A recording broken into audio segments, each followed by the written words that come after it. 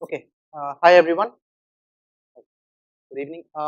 Long day, I guess. Okay. So extend by half an hour just to make sure to make it exciting, and it will not be as Sarita mentioned rightly. It will be kind of my journey, what I have been right, because your intention for this particular course to take up to the next level of learning with analytics effectively, right? So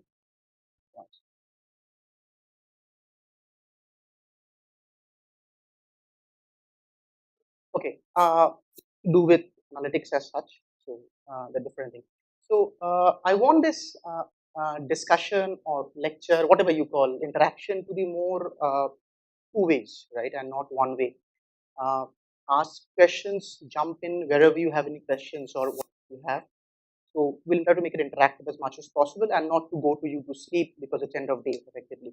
So that's the primary reason behind it. My name is Anshuk Chaudhuri.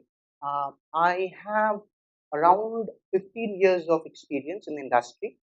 Uh, and just to give you a brief about my journey, I joined Infosys 15 years back, uh, typically like everybody out of college, fresh out of college, wrote their tests, etc., etc.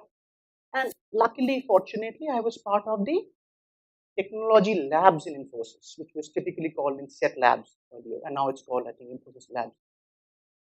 And being a prime coder, complete developer at that first level, and coder in terms of new technologies. At that point of time, it was web services, SOA, and all those things.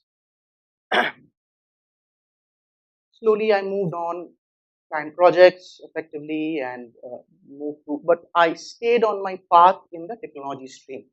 I did not move into the part of the business or the part of the so-called managers or PM level. That was not my cup of tea. I was more into love coding and love development effectively. When the boom started about data, digitization of applications, be it the social, professional, appliances data, where there was a lot of the cost came down, transactional cost, speed was extremely high, the bandwidth was extremely high, the cost was coming lesser, we could save more data, and there was a lot amount of computational power in the machines beginning to arrive, where slowly people were talking about data, data modeling, data analytics, data visualization, machine learning, creating things artificially, right? And at that point of time, I was working in a product organization at that point of time, a small product organization, where they started to build across the analytics platform, a visualization platform. That is where I contacted Sarita and Jigsaw to learn about data about it, right? And I can remember fairly, I did the foundation course in SAS. Very honestly, at that point of time, I was confused about the fact that which course I should take and why should I take which particular course, right? What would give me back and how that could improve me effectively. Foundation course, and now it has a whole range of variety of courses in Jigsaw. Out of one is this thing. Uh, it helped me to learn what Sarita was teaching right now, the statistics part of it, hypothesis testing, effectively. There are many aspects to it. And about the part of modeling using Excel, I never knew I could do a linear regression modeling in Excel. That was one point of time. Logistic regression modeling using the I think WPS, if I'm not wrong, right? It helped me to learn the basics. That's it. And that is exactly any institute, be it Jigsaw or any particular online courses, if you see, would help you to get to the first step. Number one, right? Why I'm saying that from my experience is that you will put a certification, you'll have a PGDM course, fantastic, brilliant. I have seen, I will not name the institutes. There are institutes and organizations which teach you at a 80K feet level, 80,000 feet level. They do not go to the basics. They do not know, they do not tell you how to do actual data crunching effectively. They do not tell you how to write packages in Python, right? There are courses, there are open stuff, you can do it, but they won't tell you how to do that stuff. That becomes the crux. Out of my 8 years or 9 years or so in the experience of analytics, especially in this thing, what I've understood, any certification courses, be it Jigsaw or anybody courses, which are good, bad, whatever it is, what is important is you have to take the next step. How will you do that? That means, for example, today, let's say you have learned about, let's say, machine learning. For example, what machine learning do? It has models. For example, things like Rasa, if you have heard, Rasa.ai, things like Dialogflow, for example, which was earlier called API.ai, now taken up by Google. Facebook has called vid.ai, effectively. They give you fantastic user interfaces, open source communities as well, to build your machine learning model. What would you do? Let's say I want to get a haircut.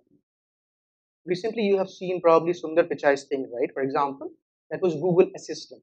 That is the AI abstraction which can be taken for things like Amazon Alexa even or any other bot as such, right? And they have a developer platform called Action SDK, effectively.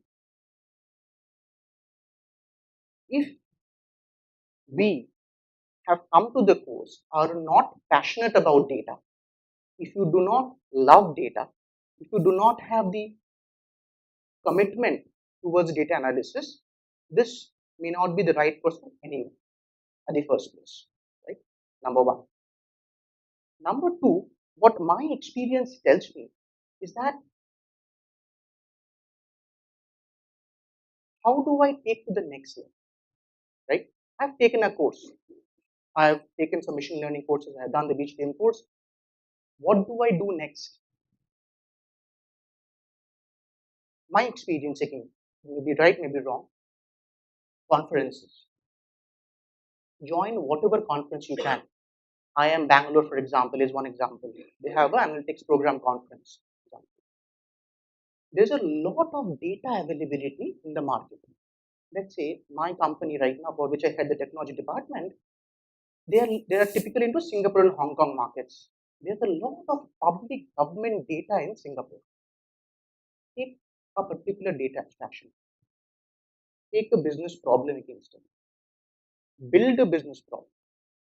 Do not think you're making a fake. That's fine. Take a very small sort of domain, for example. Let's say a domain like, for example, let's say retail, for example, right? In retail, companies like Walmart, which they are moving towards AI and machine learning, for example, they receive a lot of mails about campaigns and stuff, right? Or any other perspective. How do I automate the process of email sorting? How can I do that, right? What you have to do is this: you have to learn the particular Python packages. Or I'm not saying Python as such, but any tool as such, be it Java, be it Python, be it TensorFlow, whatever it is, doesn't matter. Start getting data from that, put across point-wise, that's what I have done earlier, put across business-specific problems. What can be the possible problem? What can be the possible analytical problem behind it? Draw out a very broad approach.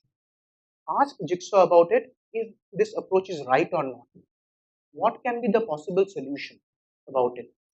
And draw out a simplified part of it. Let's say now, for example, especially for students, be it any student, be it engineering or PGDBM or school students, if you want to learn, because at the end of the day, when I'm talking about, let's say, for example, machine learning, for example, how would my business end users use it? If you go and tell them the machine learning packages, Python packages, will they make any sense about it? Absolutely not. Zero. They will crap you out and say, boss, I don't need your project, finish. Effectively, what I have learned is that take Excel or Tableau or ClickView. They're all free for students, completely licensed version. The free license version. Whatever your output is, for example, how to make sure your output is coming out in the right way for consumption of the business users. That will help you to understand, okay, I had solved maybe a smaller complex problem, but the end-to-end perspective, I am able to converse to my end users. They are able to consume the data, they're able to consume or understand the simplified version of my model and take a business decision. That's one way of doing it. Why I'm saying this thing? Because I have heard this. I teach places like IMT Nagpur. I gave a lecture at IIM Nagpur recently. The very basic question I have that, okay, we are doing a course in machine learning or analytics per se, right? When we go and recruit in different engineering colleges, they have a course. For example, they have 60 or 50 students. What do we ask? Why will I recruit you? That's the first question I ask. Right? Like you, probably 60 other students have done the same thing. Of course. Then what is that you have in that perspective? And problem people face, which I have faced because I have been a part of both the parts. When I was being interviewed and now when I interview them. So I know a bit better compared to that perspective. I failed many places. I did not have an answer what exactly I'll give. Like I did a course, so others doing the course, you pay 50,000 bucks, you do the course. So what? Slowly, gradually realize you have to first get updated about the different data analytics program happening. Not an online course. Let's take one example. You have heard about Python, right? Python you have heard, programming language, right? Python, from my understanding, is one of the fantastic communities in open source, especially not only in backend programming, but in data analytics per se. Right? Nobody is stopping you to learn Python. Nobody's stopping you to do that thing. At whatever age. I look very old, I still learn and code every day right now, irrespective. Pick up a package which you think may be relevant for you from a data analysis perspective. Pandas, if you have heard. It's called PANDAS, Pandas, for data analysis perspective. Take a business problem and start pushing your code or pushing your model. Heard about GitHub public repository? It was actually public, but not really now, actually. Here is that. Start pushing your code into the repositories over there. Get feedback. This is what I have done. Put a README file. This is the input. This is the problem. This is what I've got over there. Get your code feedback. Get your model feedback. Somebody will definitely tell you that how to improve the particular model. Are there any other particular packages to improve the particular model? Try to continuously improve that. That's a continuous learning process, or CLS, typically call about learning system. That's one way of doing it.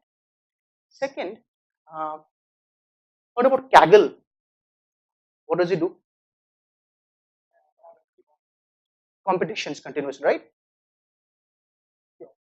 Right, blogs, articles, competitions, hackathons over there as well, right? Try to go over there online and start contributing. As you do the particular course, what will happen? You might think, and believe me, I used to think, fantastic, I have learned SAS, brilliant. I can beat anybody. I'm learned the analytics stuff. When you're actually in the market, you would come to know, like you, there are a million others who do the same thing. So who the hell are you? As simple as that. Right. Try to do that, and I'm giving my real life experience, what I have done over there. Second. Third is that we talk about that. This was given by, I think, one of the premier articles or this thing, the 21st sexiest job in the century, whatever it is, right? The data analytics, right? It When you hear that thing, you say, okay, so white collar jobs, paying get more money, and so on. So yes, it is there. The biggest challenges in the industry, and based on my experience, 70 to 80% of the work is about data management. What is data management? Any idea? Data cleansing, noise in data, cleaning of data, imputational data, missing values in data, typically poor keeping of data, which leads to all these problems. Example, industry. My Hong Kong client is in the business of manufacturing clothes. They tell me, how do I automate the process, Anshuk? We have a lot of manual job happening over here, right? In terms of the manufacturing, step one, step two, step three, typical BPR, this thing. How do I know that which particular machine or application will do fit into which particular cloth? How will they cut the stuff, the sleeves, right? We can do that definitely, but one way of doing it is handling in the artificial intelligence way. But to do that thing, we need data. What data we need? Your clothes data, your clothes images, their shapes, sizes, colors, their variations, stripes, checks, right? And he kept quiet for 6 months because we don't have data. If I take a public data, will that work for them? No, of course not. So that is one of the biggest problems in the industry. We see that is there's a lot of data missing or data not available to train the stuff.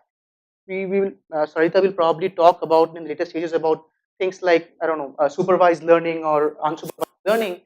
We do a lot of training of data, right? And in fact, if you might have things heard of called neural networks, probably deep neural networks, which needs millions and millions of data, right? Just how our brain works, the kind of axiom and the dendrites, those stuff. So in the industry right now, the biggest problem is the availability of data, which was not being stored earlier. One example, I was never a part, I mean, I had the technology department in my organization in Zencode. So we are kind of building a team into like Java, Python, the core engineering part of it, and part of machine learning and a bit of blockchain as well, the new upcoming technologies. I was never good and still not good, still learning about computer vision, for example. We had, I was delivering a solution that, you know, these driverless cars, for example, right? There's a lot of talk about it, right? I spend 50 or maybe around 75 minutes searching in Google. In fact, searching in Google is an art, by the way. You should know how to search in Google to find the right things. There are libraries already available, and you won't believe me, which does automatic classification of the objects. That means object detection. For example, it's a library called Image AI in Python, right? It does both ways in terms of the fact that it would tell you the fact what are the objects, if they're generic in nature. Generic in the sense you take a picture of the road with the traffic zebra crossing signal, the traffic light, person moving over there. It can tell you automatically probability, it's a human being, probability, he's moving or not, probability, it's a traffic signal, red color, green color, or yellow. There are already free packages available, and I've seen in Python, must be there in other languages as well. Availability is there. It's a question of you trying it out. And these typically packages are they need a huge amount of computational power, which typically called as GPUs or graphical processing unit machines, effectively, or not CPUs. I spent 1.5 hours. That's it. I found out. I built a solution about it, and I further went ahead. I took some more data, continuously trained about it, and did the job. That's basically right now on the palm of your hand. At the palm of your hand, you can actually do this job already. But it is about you have learned the basic courses, you take a step ahead and find out what kind of solution I want to build to prove myself in the market. That has to be done. And then you can write your own blogs, your articles, or conference papers, whatever you want to do. That's up to you completely. but there is nobody who can stop you from learning because data is there, public in nature, packages are there. You have to build this solution and they're all free in nature. It's up to you completely. One more example. As I was saying over here, you must be hearing something about uh, outliers, right? What are outliers typically? Extremes, the maximum, the lowest, right? But what happens typically, you learn in the course definitely that these data you just cannot remove out always, because at the end of the day they are information. We were building a chatbot. You know what a chatbot is? It's a so-called robotic agent which would answer your question. We were building a chatbot for one of the fashion industries, one of the biggest in India. uh, we went ahead. It was completely based on natural language. That means it understands the way I am, you're talking right now. I want a pair of jeans with a matching blue shirt. It understands what the attributes basically are. The blue is the color attribute, pair of jeans is an attribute, jeans is an entity, and shirt is an entity. It understands all that. Going one level further complex, and I'm giving realistic business examples of what we have faced, the outlier part. Not outlier, but not really outlier, but a kind of a corner case, I would say, in that perspective. What else you can search? Particular brand of shirt, particular brand of this thing, style, right? We went ahead and built a computer vision program around it. You upload a picture, I take a picture of him, upload that stuff. What is he wearing? A pair of glasses, black shirt. Automatically it will predict the stuff. That's what the industry is moving across in terms of the AI or computer vision part of. I want a shirt of Louis Philippe. Does well. I want a shirt. I want a shirt. I want a kurti by And. What will happen? It failed. And is a brand by I think I don't know Sonam Kapoor or somebody. If I'm not wrong. I don't know, but it's a brand. I want this particular kurti or this thing by And. And is a conjunction. Hence NLP. You want something more. What else do you want? It failed. So what I'm saying is that it's extremely, you think about this thing that what fantastic NLP is doing, but there are a lot of basic challenges in the engineering part itself which has to be handled. That's one more example of this thing. One more example, I would say that when you are, I give in examples how to move forward down the line, right? After you take up the course or you're in parallel when you're doing the particular course. Sarita also might know there's a thing called analyticsvidya.com, one of the fantastic portals of information. They have loads of information. Try reading one article per day. It will help you. If you want to have passion or data perspective, read one article per day. And if you take the one step beyond it, if there are any particular step-by-step process, implement that. It will help you. And take one language of your own choice. Believe me, it should be tool agnostic. Be it Python, Java, R, doesn't matter. It's a conceptual part, but take one of your own choice. And they also have hackathons a lot in Analytics Vidya where you can compete and start. There's no problem with failing, doesn't matter. You'll get feedback. That's more important. One of the clients recently, and these I'm telling you the real life examples where it's heading to, right? We were building some, what was that?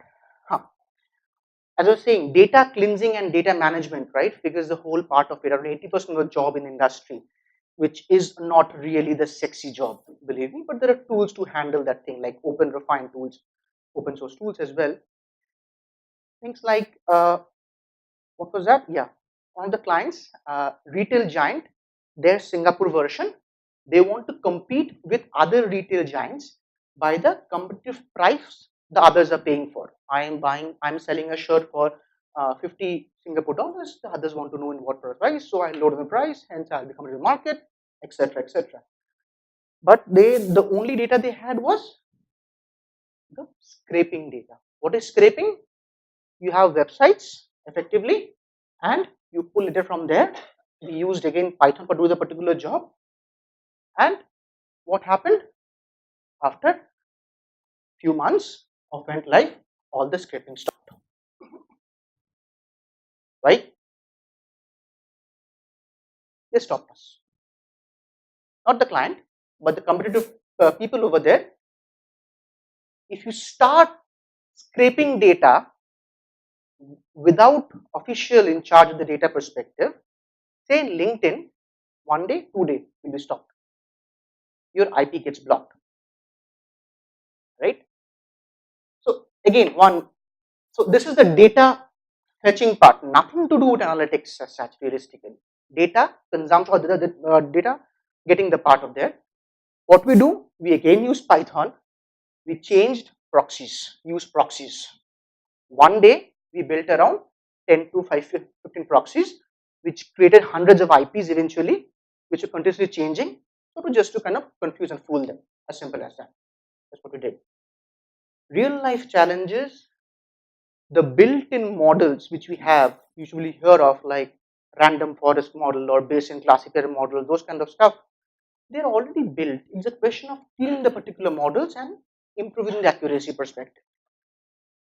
But to go to that level, the data has to become, data has to be noise free. There will be a lot of missing data. It has to be imputed.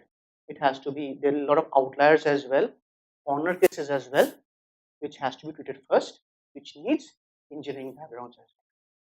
So there are effectively 3 parts or 4 parts, I would say. So when you are building your use cases as you are getting this course in hand, right?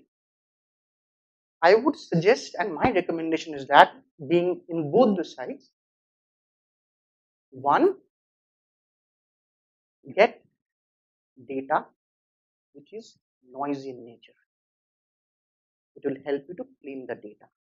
You will learn that part as well. Second, try to, when I'm saying cleaning, impute values over there, missing values, and etc. etc. Use tools. Don't use always manually. Use tools like Open Refine, for example.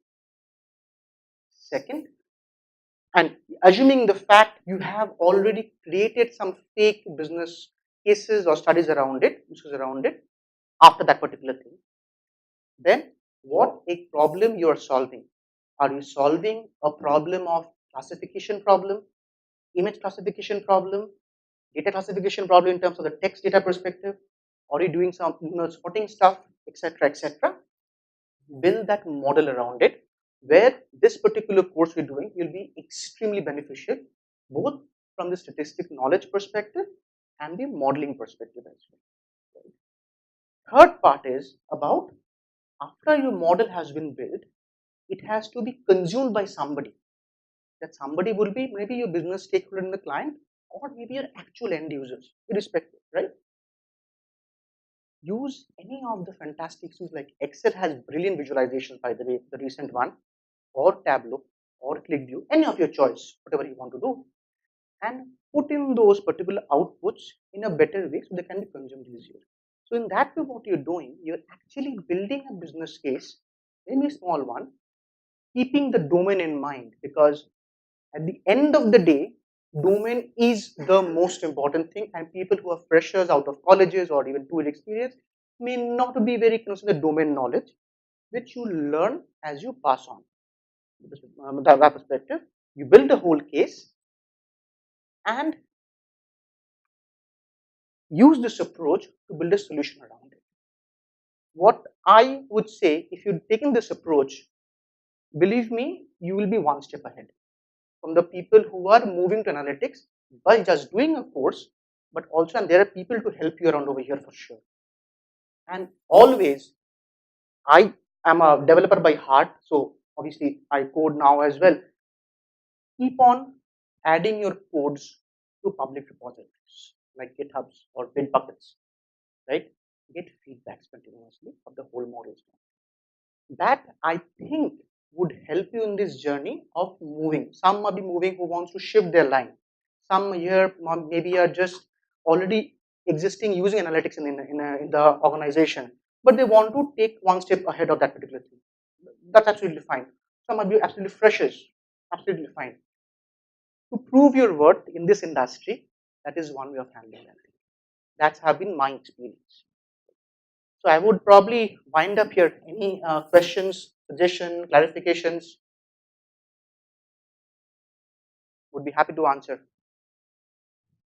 Feel free.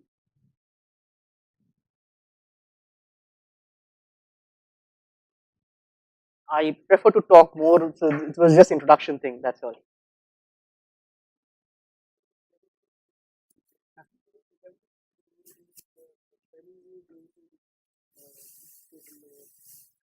Sure. GitHub is a public repository for the codes, right? Be it any particular language perspective, where you can create a cost, right? So what typically does is that, let's say I was talking about this image AI library I was talking about. It's basically somebody written the code, felt the value of that particular thing, they have pushed the whole code public in nature over there. There you can see over the pull request that how many people have downloaded the particular code or pulled the particular from Git client perspective. What will happen over there? Your code is completely public, number one. Number two, you will have over the followers as well. How many people are following you? You may probably have 1, 2, 3, 5 repositories in GitHub perspective. What you will see over there, that there will be a huge number of issues coming in the particular code, right? So you continue to fix up. So when I'm saying getting the feedback, what is the problem in a particular code, where it's failing, why it's failing, and you keep on exactly fixing those issues. That will help you to get the feedback and make the particular code better. So GitHub is one example over there for the code repository. You can use Bitbucket, for example, one example. You can use that on the cloud as well. It's free of cost. That way, you develop your models, push it to public continuously, and it's as long as you're using open public data, no issues in that on the confidential perspective. Does that help? Sure.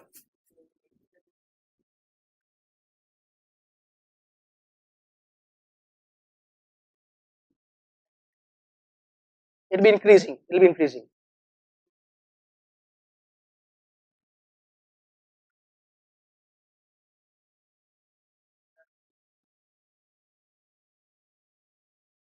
Correct.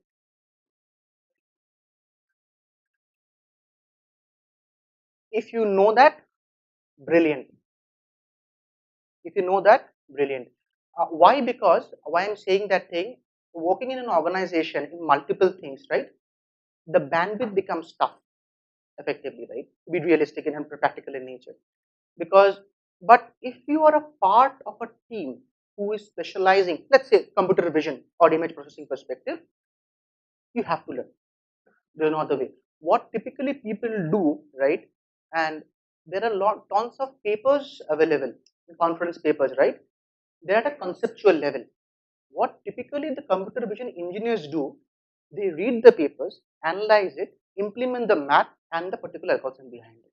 So if you're a, depends in which team you are. If you're in a team in the industry of computer vision, say let's say computer vision COE perspective, there's no other option. If you're a team, let's say for example customer delivery, you may or may not in that perspective. But if you know it, you know the crux behind it. Yeah. Any other questions? Or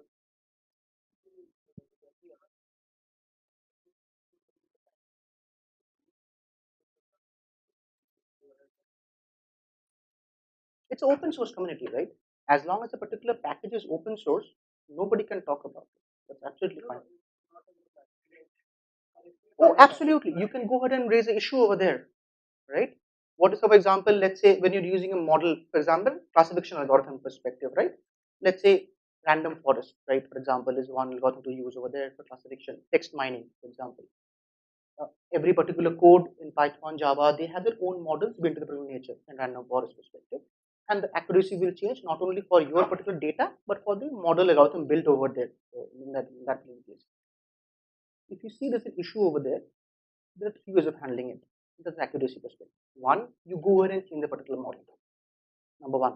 But that would need the particular the math behind to know the particular model over there. One is that. Two, raise the issue perspective. And my experience is in open source community, it's extremely fast they respond to you, and especially in Python. See, you don't like the model, throw it out, use on different model. Simple. Or fourth option is that use a licensed model like SAS and this kind of stuff, which probably you will have better support in that perspective. But what I would say is that suggest is that take a model, open source in nature, the issues either fix it on your own by applying the map or raise the issue straight away and discuss in the forum. For example, one other thing is called Stack Overflow, if you might have heard of it, where there is fantastic community again, which tells you how to use a particular model over there and for the issues over there.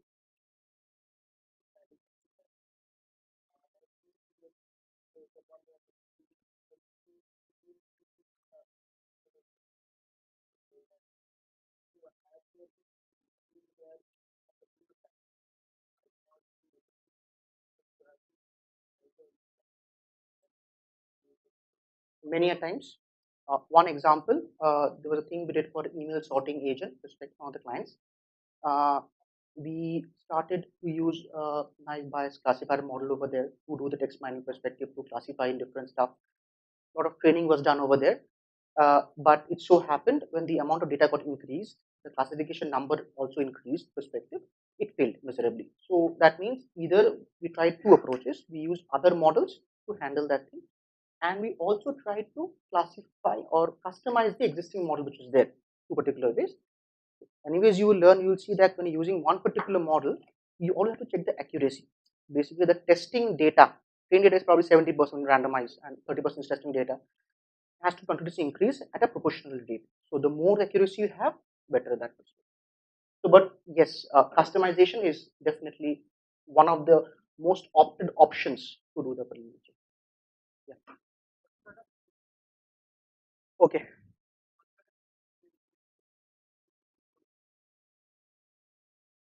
Technologies or platform.